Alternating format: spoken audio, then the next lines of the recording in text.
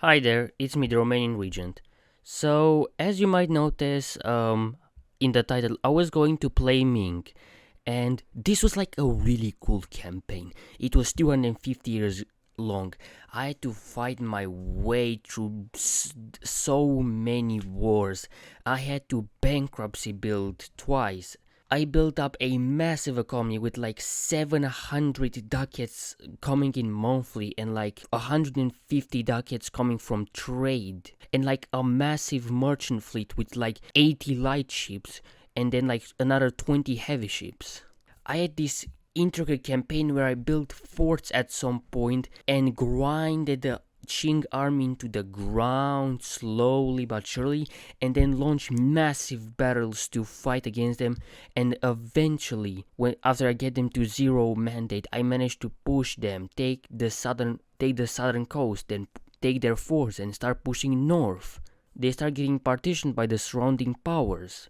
I use all of the development cost modifiers. I stack them and I get a ridiculous amount of development. I get up to like 3000 development by the end of the video. To be frank, to be fair, the Spanish did have like 6000, but I'm never ever going to confront them. I was never gonna do that. They were so ridiculous powerful. They owned all of Western Europe effectively, except for England. They had the Low Countries, France, Spain itself, and pretty much all of the New World. All of it, pretty much. And you know what ruined this campaign? You know what ruined it? I didn't turn off the monthly sounds of the recording. And so this meant that it was pretty much impossible to tell where I was actually talking and commenting and so on. And it meant that if I wanted to make this video, into like a proper one, not only would my voice sound terrible because it would be getting covered by the in-game sounds, but at the same time, it would probably take like 12 hours of just sitting through all of the footage. Like in total, I think there's like 12 hours of footage, and literally every single second I can hear all the in-game sound effects, and so it means that it's pretty much impossible for me to edit the video without spending an insane amount of time. But don't worry, that those two videos this week are coming. Don't worry about that. You have a very interesting idea in mind, which I'm excited to try out. But yeah. And I'm really sad because this was such a great campaign. 250 years, pushing into Southeast Asia, consolidating my holdings, grinding the Qing army, pushing them out, and so on. And at the end, taking back the mandate of heaven and preparing to push back the northern barbarians from Manchuria. And it was so good. It was so good. I also had the ideas of putting some Chinese imperial music. It would have sounded so good, but it wasn't meant to be. As I said, two videos will be coming out this week, Thursday, but I do hope you enjoyed looking at my incredibly good campaign. Oh, it's actually so sad. I'm not even mad about the time I put into making this campaign. I enjoyed it, every part of it. It's just that I'm sad you cannot see it.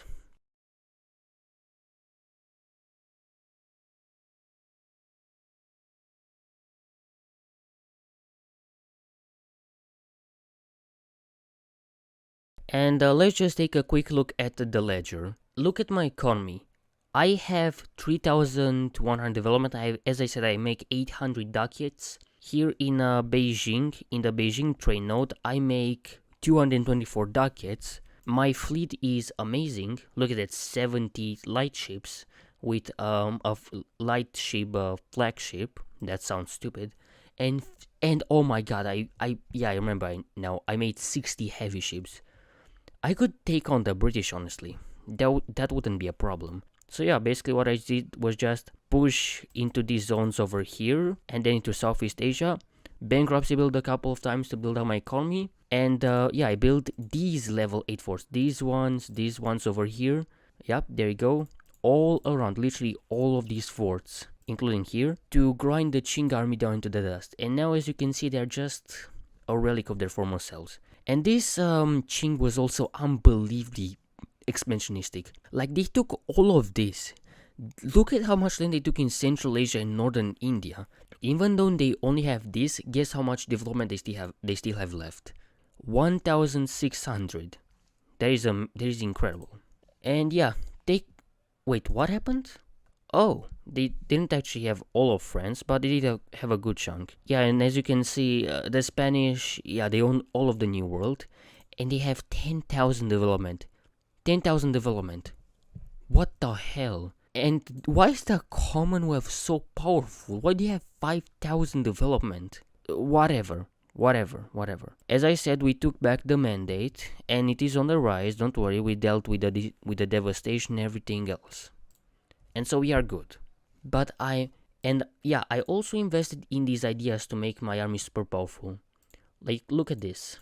I would normally have 130% discipline, 9 morale. Look at that, 70 army tradition. That's really good. 50% siege ability, and at some point I remember that like 40 years before I had a level 5 siege general. That was insane. A level 5 siege general. I don't think I've ever seen that before, I'm pretty sure, but it was incredible. I was able to bombard and take level 8 forts like they weren't even there.